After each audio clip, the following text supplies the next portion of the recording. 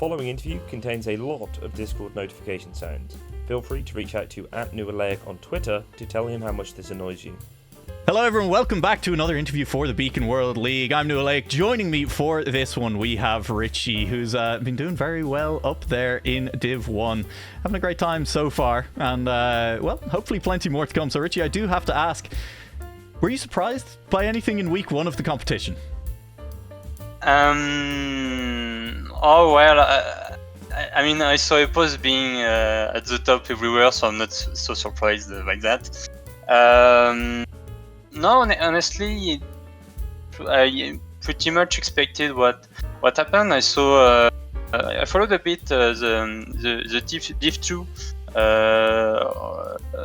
with what happened, and I think so.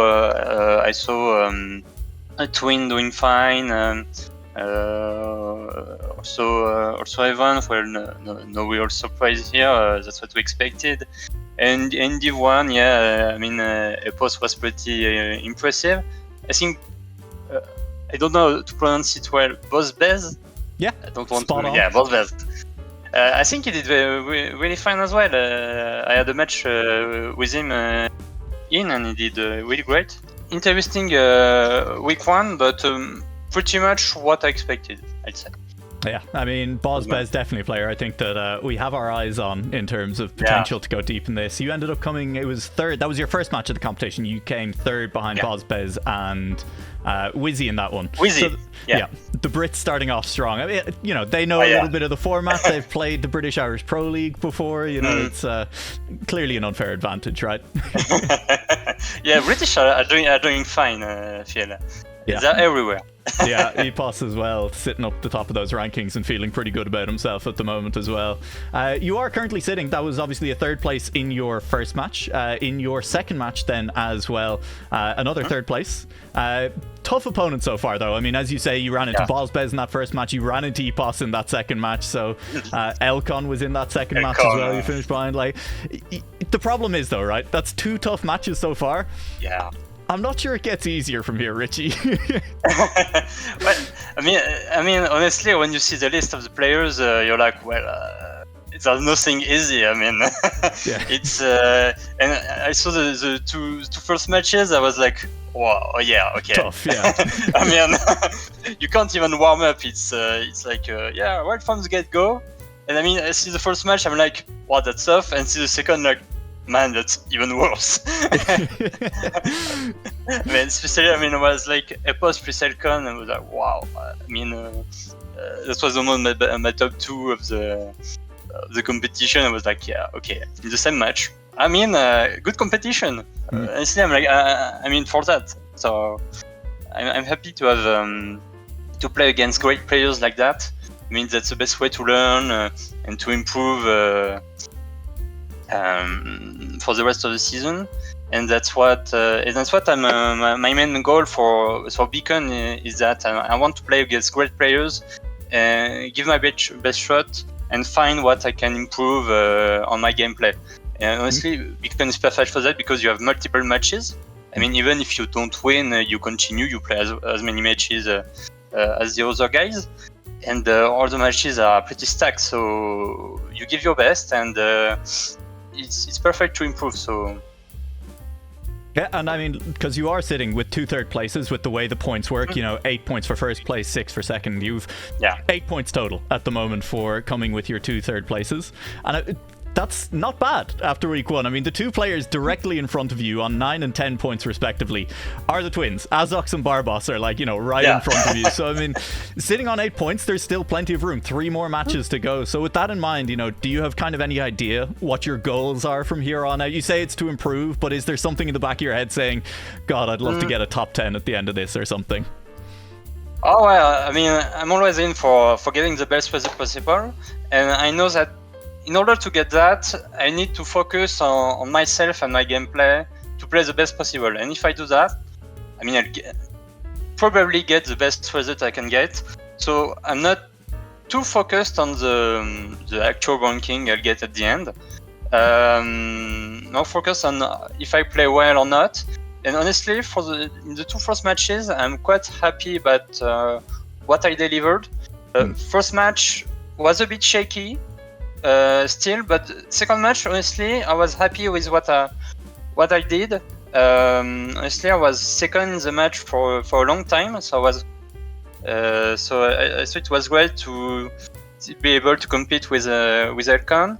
Epos was too consistent and plus fast, so I know we couldn't get him, but honestly, I kept it for a good while in the match. It's just that the map from Kerberos was a complete disaster for me. I mean, I crushed everyone.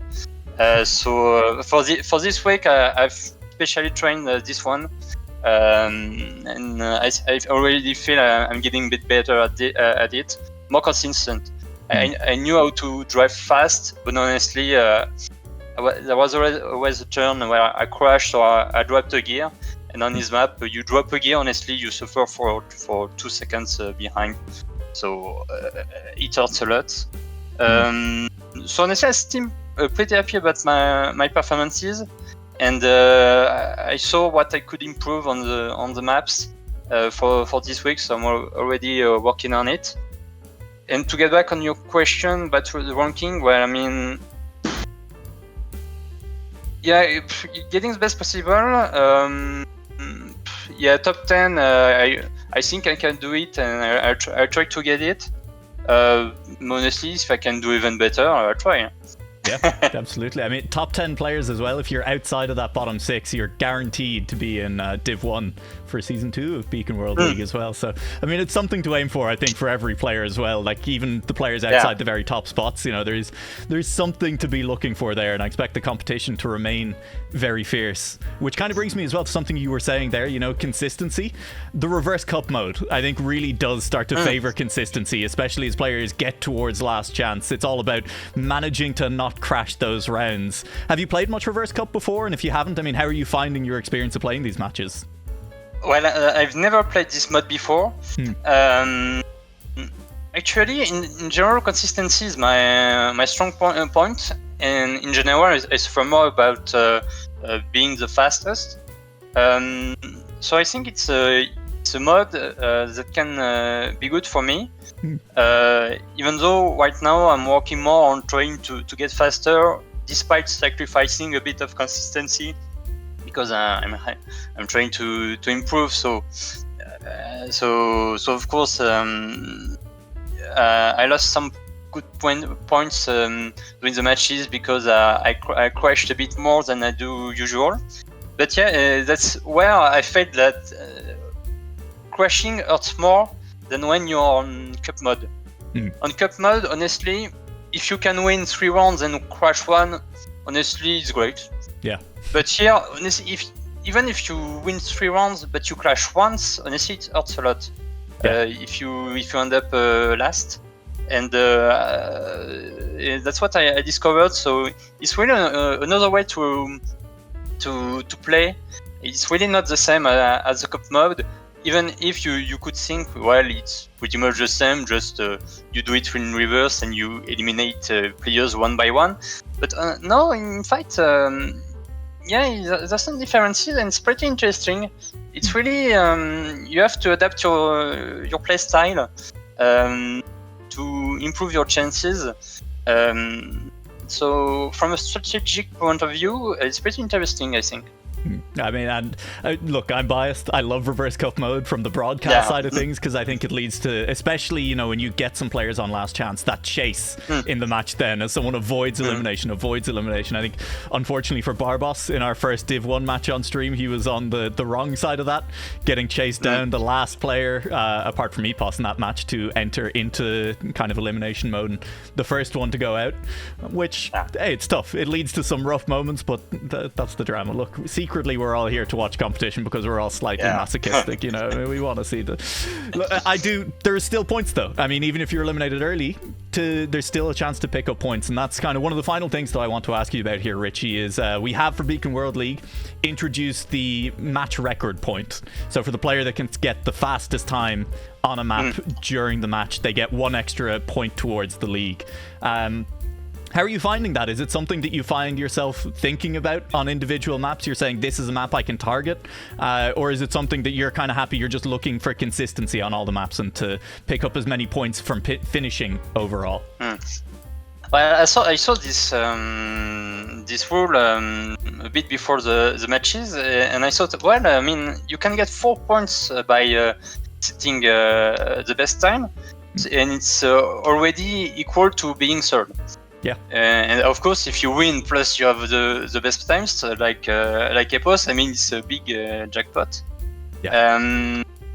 And I didn't take it too much in consideration for the first matches, because I already had to get used to the reverse cup mode, so I couldn't try to adapt to everything right from the get-go.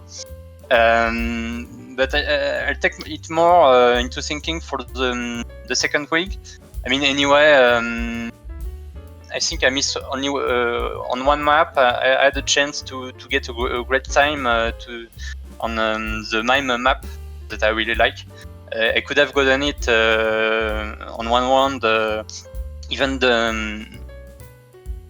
better than Epos, but I failed my end, so I didn't get it.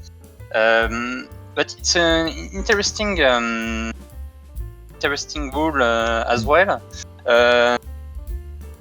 And if you can get on one round this best time, the points you get is pretty important, because it's not like just one point, you get 4. Yeah. So that's pretty heavy. Probably not the thing that helped me the most, because as I said, I'm usually more consistent than the fastest, so I don't often have the fastest time. But it will be a nice challenge to try to get them. Honestly, I think I'll try more for them in the second week. Yeah, I mean, I do have to let you know what's going on with the leaderboard a little bit at the moment, just in terms of the impact these fastest laps have already made on the competition. Currently, just in front of you, you're sitting in 13th place. You have Neil in 10th, Barbos in 11th, Azox on 12th. Neil, Barbos, and Azox all got 8 points from where they finished in matches, but Neil got 3 fastest laps, Barbos got 2, and Azox got 1. So, I mean, that is the difference at the moment, right? So if you can start to pick up a couple of those points, all of a sudden you're right back up alongside these guys. Yeah, but I'm not surprised, honestly. Especially for people that have the same results. I mean, the difference will clearly be this. And also, I mean, you can finish third in a match and get more points than the guy that finished second. Yeah. Or even the guys that finished first. Well, it's not a high chance, because often the guys that finish first will get some best times. I mean, it's quite a high probability, but in theory, you can finish quite far and still get almost the most points in a match. So that's something to think about. Yeah, so, I'm trying to. I think we've seen one example of that so far in our week 1 matches, maybe 2, of the player that finished second got 9 points and actually got more than the player that finished first. So yeah, off the back of those. So it is interesting. I'm sure we'll see plenty more of examples of it to come. Richie, I gotta ask, final question, and a very easy one. Is there anything else you'd like to add to anyone who's watching at the moment, or anything you'd like to say? What can I say? Nothing too rude, please. Oh no! Honestly, that's not my style. No. Yeah, just one thing. The map from Mime, I really like it. It did go. I mean, he put ice, and I like ice. So I mean, I'm very biased. Very biased. But yeah, honestly, there's some. It's pretty original. The start is tricky. Well, the middle part is tricky, the end part is tricky. Okay, everything is tricky, but it has a nice flow, and it's not easy to do this, considering he has put some reactors, grass, one tech turn, then dirt, ice with a reverse 360. And also ice at the end, and still he managed to do something quite pleasant to drive, I feel. And that's I'd say that's my good impression from the cup. That was his map. So thanks, Mime. Yeah, I mean, hey, honestly, thank you, Mime. I'm going to add thank you to all of the other mappers as well, because these competitions don't happen without the mappers, and having good maps, as we all know, is no guarantee for competition as well. So super fun to use that, and Beacon World League wouldn't be happening without them, wouldn't be happening without players like you as well, Richie. Thank you so much for joining me for this interview. Beacon World League is back this Saturday if you're watching in advance. It's happening very shortly if you're watching during the show, or it's already happened if you've come back to watch this interview. Either way, thanks again to Richie. Thank you to everyone watching, and we'll see you soon.